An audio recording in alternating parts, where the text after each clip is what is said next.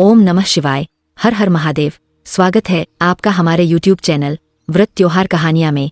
दोस्तों, आप सभी लोग जानते हैं कि 20 मई 2024 को है सोमवार प्रदोष व्रत। अब आप कहेंगे कि इसमें सोमवार प्रदोष व्रत में ऐसा क्या खास है, तो देखो यहाँ पर हम आपको बता दें, यह दोनों ही जो दिन है यह भगवान शिव जी के बहुत ही ज्यादा प्रिय दिन है और इन दोनों ही दिनों में भगवान शिव जी को बहुत आसानी से प्रसन्न किया जा सकता है और भगवान यह मनोकामना भी पूर्ण करते हैं। पर दोस्तों, जब यह सोमवार और प्रदोष व्रत एक ही दिन पर जाए तो यह एक सोने पे सुहागा होने वाली बात हो जाती है। इसीलिए इस मौके को आपको अपने हाथ से नहीं जाने देना चाहिए, क्योंकि भाई ये जो मौके है यह सोमवार प्रदोष व्रत का यह काफी समय बाद आता है, ऐसे हर बार नहीं आता है। इसीलिए दोस्तों, आप लोगों को इस दिन 5 कनेर के फूल वाला उपाय जरूर करना चाहिए, क्योंकि 5 कनेर के फूल वाला उपाय वह उपाय है जिस उपाय को करने से आपकी जो भी मनोकामना होती है, आपकी जो भी दैहिक और परेशानी होती है वह सारी दूर होती है। और साथ ही में अगर आपको कोई काम नहीं भी बन रहा होता है, आपको किसी भी प्रकार की समस्या चल रही होती है, तो आपको उसमें भी यहाँ पर फायदा मिलता है। और दोस्तों, जब आप लोग इस सोमवार प्रदोष व्रत को, जो कि 20 मई 2024 के दिन पर रहा है, इस दिन आप जो भी उपाय करेंगे, इस उपाय का फल आपको बहुत ही जल्दी और बहुत बड़ा होकर मिलेगा, क्योंकि आप इस उपाय को एक बहुत ही बड़े विशेष दिन पर कर रहे हैं, जो कि काफी समय बाद आता है। तो दोस्तों, इस सोमवार प्रदोष व्रत को आपको 5 कनेर के फूल वाला उपाय कैसे करना है वह हम आपको यहाँ पर समझाते हैं। उससे पहले जब भी हम कोई उपाय करते हैं तो उस उपाय के बारे में हमें यह बात जाननी होती है कि आखिर वे 5 कनेर के फूल वाला उपाय हमें करना कैसे है, किसको करना है, किस समय करना है और कहाँ पर करना है। तो देखिए, सबसे पहले चीज यह 5 कनेर के फूल वाला उपाय किसको करना है हम यह समझ लेते हैं। तो देखिए, यह वाला जो उपाय है यह घर में सभी सदस्यों को करने की जरूरत बिल्कुल भी नहीं है। घर में से अगर कोई एक बड़ा मुख्य सदस्य भी इस वाले उपाय को करेगा तो उसके पूरे घर परिवार को इस उपाय को करने का फल मिल जाएगा। पर वह एक घर का बड़ा मुख्य सदस्य होगा कौन जो कि इस वाले उपाय को करेगा। तो देखो, यहाँ पर हम बता दें कि 5 कनेर के फूल वाला जो उपाय है यह घर की बड़ी माताओं बहनों में से कोई भी एक माता बहन करेगी। ठीक है, इस बात का आपको ध्यान रखना है। अगर किसी कारणवश घर में माताएं बहनें उपस्थित ना हो या किसी कारणवश वह उपाय ना कर पा रही हो, तो उस जगह पर फिर घर का कोई बड़ा व्यक्ति भी इस वाले उपाय को कर सकता है। फिर चाहे वह पुरुष ही क्यों ना हो, उसमें कोई भी दिक्कत वाली बात नहीं है। ठीक है, तो यह बात आप लोग समझ गए कि विशेष रूप से घर की जो बड़ी माताएं बहनें हो, उन माताओं बहनों में से कोई भी एक माता बहन वह इस 5 कनेर के फूल वाला उपाय कर सकती है। उसके बाद में दोस्तों, इस 5 कनेर के फूल वाले उपाय को हमें करना किस समय है, तो देखो, सोमवार का दिन और प्रदोष व्रत का दिन हम आपको बता दें कि दोनों ही समय बहुत ही उत्तम है इस उपाय को करने के लिए। चाहे आप सुबह के समय भी इस उपाय को करेंगे तो भी आपको बहुत ही अच्छा फल मिलेगा, और शाम के समय प्रदोष में करेंगे तो भी आपको इसका बहुत ही बड़ा फल मिलेगा। उसका क्या कारण है, क्योंकि शाम का जो समय होता है, प्रदोष का जो समय होता है, उस समय में दोस्तों यह प्रदोष व्रत के दिन का सबसे अच्छा समय होता है, जिस समय भगवान शिव या प्रसन्न होते हैं। तो आप 5 कनेर के फूल वाले उपाय को सुबह के समय भी कर सकते हो और शाम के समय भी कर सकते हो। सुबह कर रहे हो तो 10 से 12 बजे तक उपाय कर लेना। बाकी सुबह सुबह जितना जल्दी हो सके उतना जल्दी उपाय करने की कोशिश करना, तो ज्यादा अच्छा रहेगा। और शाम के समय की बात करें तो शाम को 6 बजे से लेकर रात 8 बजे के बीच में कभी भी आप उपाय करोगे, आपको उपाय का फल जरूर मिलेगा। तो इस बात को आप लोग समझ गए। अब यह जो 5 कनेर के फूल वाला उपाय है यह होगा कहाँ पर, क्या हमें घर पर करना है या हमें शिवजी के मंदिर में जाकर करना है। तो देखो, यह 5 कनेर के फूल वाला शिवजी के मंदिर में जाकर ही होगा, यह आपके घर पर नहीं होगा। इस बात का आप लोगों को विशेष रूप से ध्यान रखना है। तो आपको अपने घर पर क्या करना है कि भाई बस उपाय की तैयारी को करके शिवजी के मंदिर पहुंच जाना है। यह बात आप लोग समझ गए। उसके बाद में दोस्तों अब आती है मेन बात, यह 5 कनेर के फूल हमें लाना कहाँ से है। तो देखो, 5 कनेर के फूल अब हमें आपको बताने की जरूरत नहीं है कि यह पेड़ से आपको तोड़कर लाने हैं। यह आपको किसी दुकान पर बिकते हुए ज्यादातर नहीं मिलेंगे, और जहाँ पर भी यह कनेर का फूल लगा हुआ होता है वहाँ आपको अच्छी से अच्छी शाखा पर मिल जाएंगे। 5 कनेर के फूल यहाँ पर मिल जाएंगे। ठीक है, बस ध्यान रखना कि अगर आप किसी के घर के अंदर से तोड़ रहे हो तो उससे पूछ लेना। हालांकि अगर उसका पर बाहर लटक रहा है और बाहर फूल नीचे भी कर रहे हैं तो आप बिना पूछे भी तोड़ सकते हो।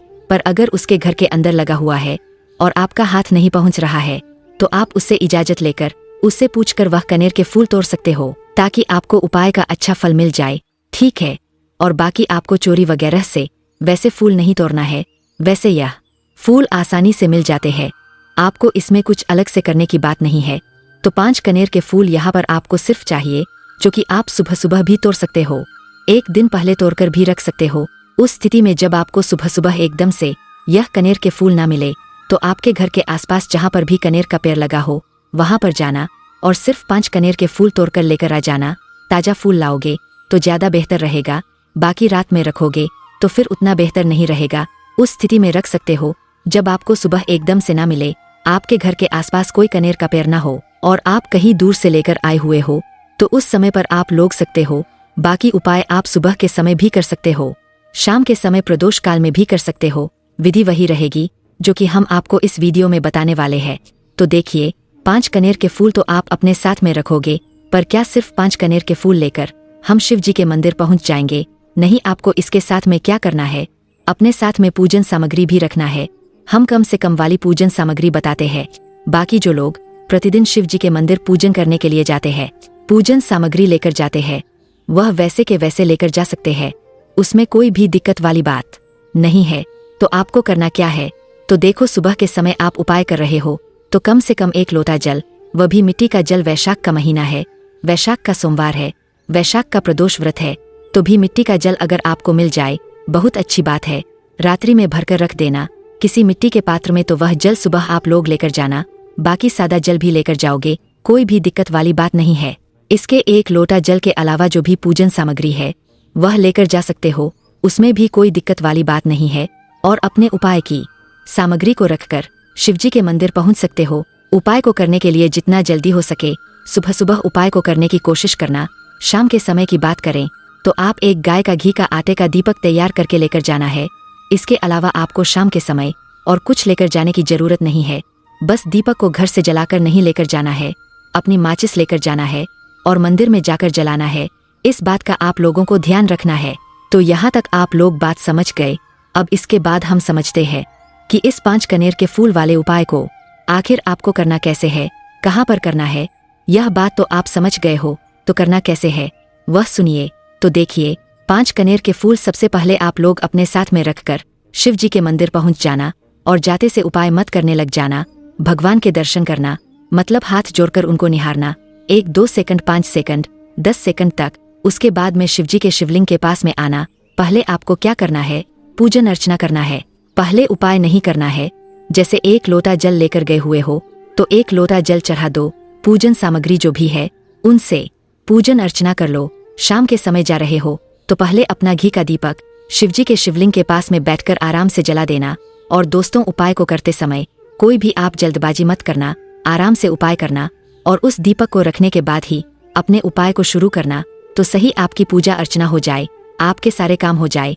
उसके बाद में आपको क्या करना है, अपने 5 कनेर के फूल निकालकर अपने सामने रख लेना है। और यह वाला जो उपाय है यह आप अपने सीधे हाथ की हथेली से करोगे। इस बात का भी ध्यान रखना है, यह कुछ उपाय की ऐसी छोटी छोटी बातें हैं जिन पर बहुत सारे लोग ध्यान नहीं देते हैं और फिर उनका उपाय काम नहीं करता है, तो वह कहते हैं कि उपाय काम नहीं करा। इसलिए इन छोटी छोटी बातों का आप ध्यान रखो। उसके बाद देखो उपाय कैसे काम नहीं करता। तो भाई, आपके पास 5 कनेर के फूल तैयार है, आपके सामने रखे हुए हैं। अब इन 5 कनेर के फूलों को आपको 5 चढ़ाना है, जो 5 जगहें हम आपको बता रहे हैं। और यह 5 जगहें शिवलिंग के ऊपर ही है, कहीं आपको उठकर भी नहीं जाना है।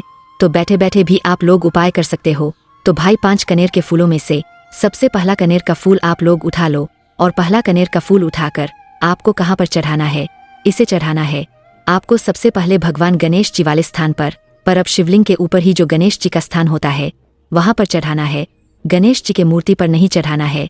तो शिवलिंग के ऊपर जो गणेश जी का स्थान होता है वहां पर सबसे पहला कनेर का फूल चढ़ाना है।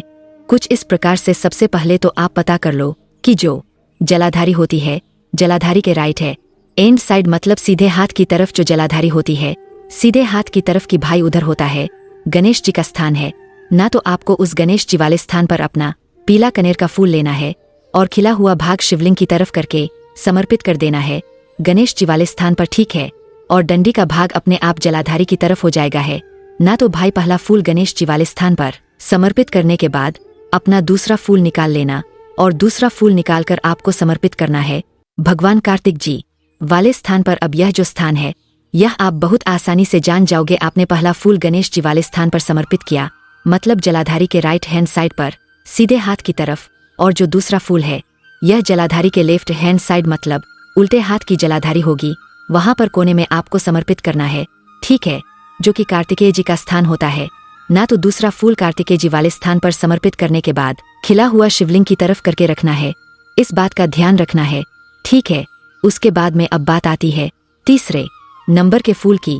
जो तीसरे नंबर का फूल आपको चढ़ाओगे माता अशोक सुंदरी जी वाले स्थान पर, ठीक है। अब यह माता जी का स्थान कहाँ पर होता है? यह भगवान गणेश जी और भगवान कार्तिक जी के बीच में जो जलाधारी होती है, बिल्कुल जलाधारी के बिल्कुल बीचों बीच का जो हिस्सा होता है वह माता अशोक सुंदरी जी का होता है। तो उस स्थान पर आप लोगों को अपना तीसरा कनेर का फूल चढ़ा देना है। खिला हुआ भाग शिवलिंग की तरफ करके ही रखना है, इस बात का आप लोगों को ध्यान रखना है।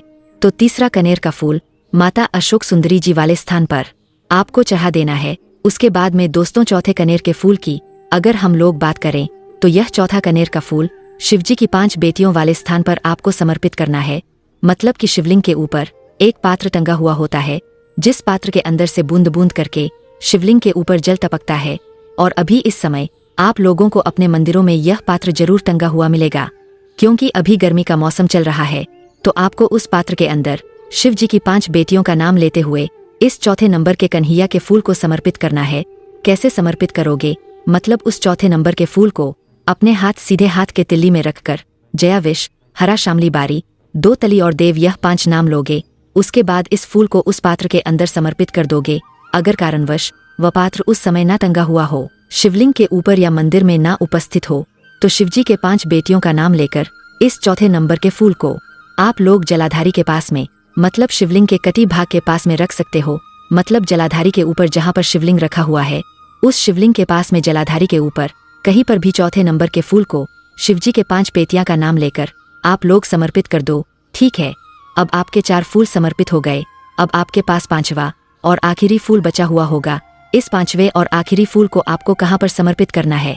बहुत सारे लोग समझ ही गए होंगे कि शिवलिंग के ऊपर समर्पित करना है, पर दोस्तों अभी तक आपने जो फूल समर्पित किए है वो खिला हुआ भाग शिवलिंग की तरफ करके समर्पित किए हैं। पर जब आप इस 5वें नंबर के कन्हैया के फूल को शिवलिंग के ऊपर समर्पित करोगे तो यह जो खिला हुआ फूल का भाग होगा यह जलधारी की तरफ होगा, मतलब सामने की तरफ शिवलिंग को जो हम सामने से देखते हैं। तो भाई सामने की तरफ जो है इस कन्हैया के फूल का खिला हुआ भाग होना चाहिए। इस बात का आप लोगों को ध्यान रखना है। खिला हुआ भाग कनेर का जो है शिवलिंग के ऊपर रखने के बाद आपको भगवान से मतलब अपनी मनोकामना बोल देना है। जैसे ही 5वें नंबर का कनेर का फूल समर्पित करते हो, भगवान से अपनी वह मनोकामना बोलना जिस मनोकामना के लिए आप लोग अपना यह वाला उपाय कर रहे हो, या कोई भी जो देहेक और परेशानी है उसके लिए अगर आप उपाय कर रहे हो तो अपनी वह देहेक और परेशानी बोलना। बस दोस्तों आपकी जो भी मनोकामना हो, जो भी काम हो, वह बोलने के बाद आप भगवान से 2 मिनट प्रार्थना कर लेना।